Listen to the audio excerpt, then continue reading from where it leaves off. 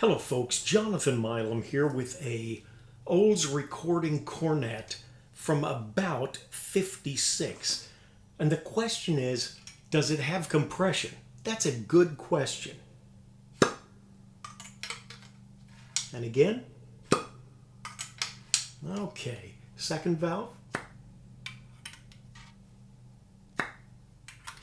I think the way I like to check compression is when you pull out the third slide, does it get a good pop?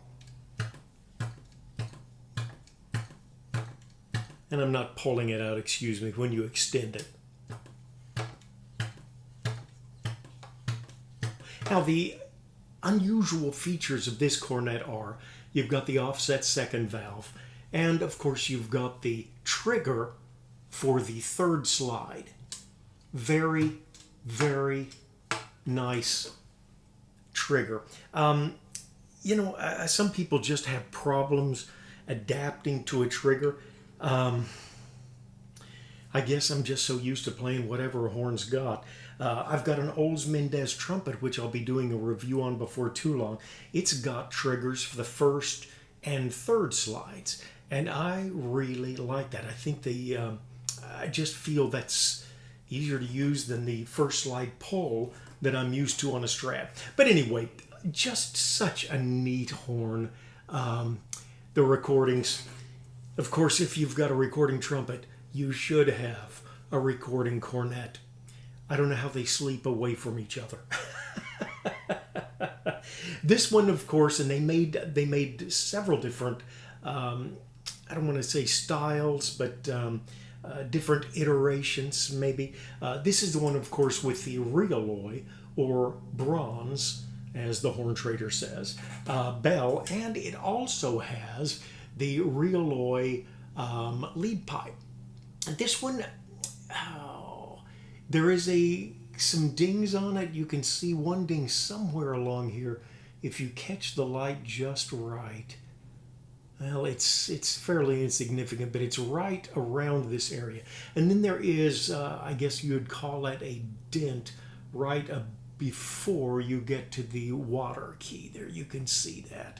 Now remember, I used to have a great dent man, Steve Holtquist, when I lived in Houston, and he told me one time, unless the pipe is bruised in about a third, he said, you're not going to have, it's just a pain, but not really a large issue as far as that goes. And believe me, I have had horns that had been so dented, and in fact the Mendez has been treated extremely rough, and it is a fantastic player.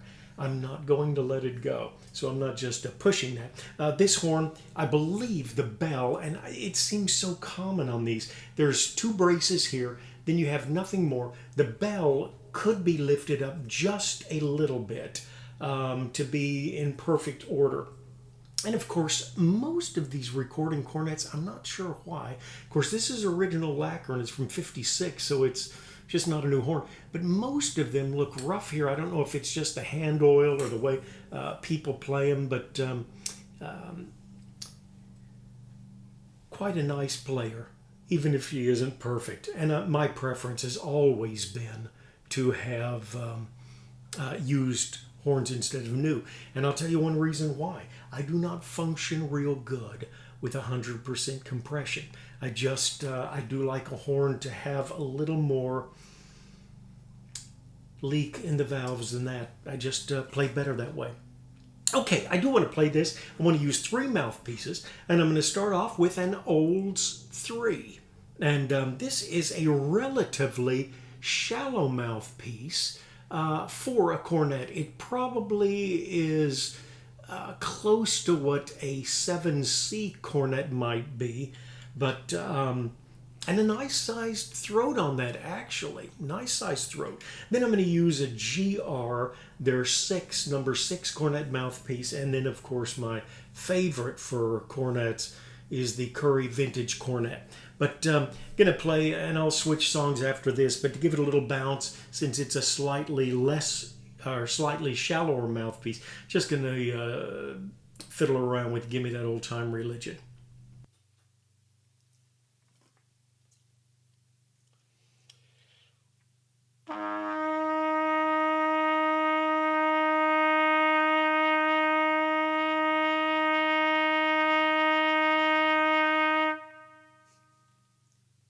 And that's about as bright as you can get it unless you go to a really shallow mouthpiece. Just a very warm sounding cornet, which is what I like out of cornets. It'll get even warmer with the other mouthpieces.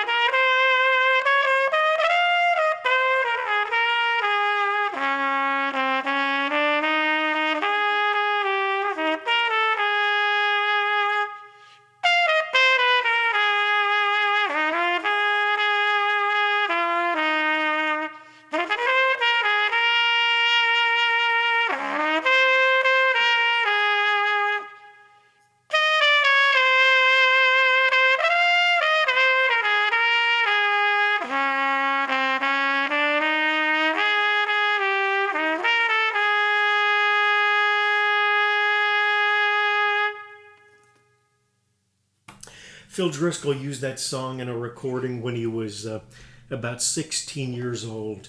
And you can look it up probably on YouTube, Driscoll, and Give Me That Old Time Religion. And I'm telling you, beautiful, beautiful job. Goes through several key changes, which I usually do, but I wanted to start off a little higher that time than I usually do. At any rate, very nice cornet mouthpieces. You can tell this is quite a bit deeper than the Olds 3. This is the GR number 6 cornet mouthpiece, and also has a larger drill size as well. And for this, I think we'll go to the just a beautiful part of a song anyway, The Look of Love.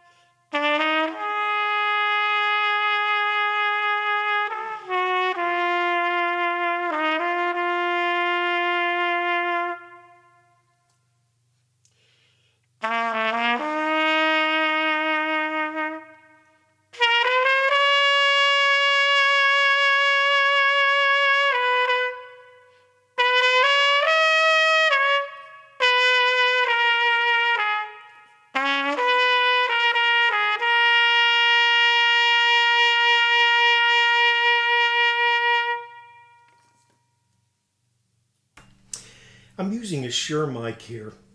I think they resale for about $800 or $900 if I remember correctly. And the big problem with them is they give a very real sound. They say a lot of vocalists don't like them because it's not a padded dark sound. And I think it is a realistic sound. I'd used a cheap AKG P420 or 240. Anyway, for several years, and I really liked that because that leaned dark. And when I got this, I thought, oh man, I'm going to have to go back and get another one. But I've come to like the real sound. If it sounds dark to you, it probably sounds dark because you've got a bronze lead pipe, you've got a bronze bell, and you've got great Olds engineering.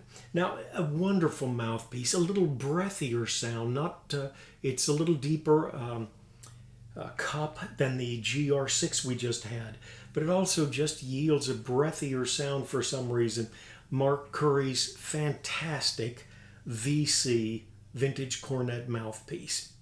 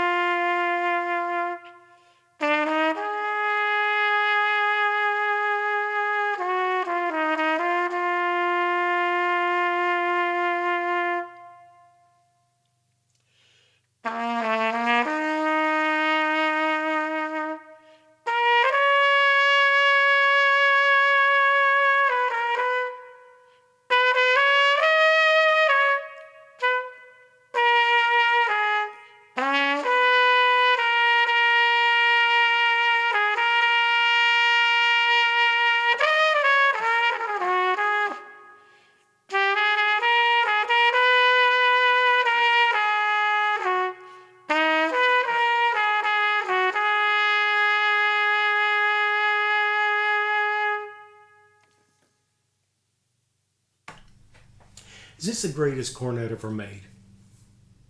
Honestly, I think that's a question that would really prove interesting.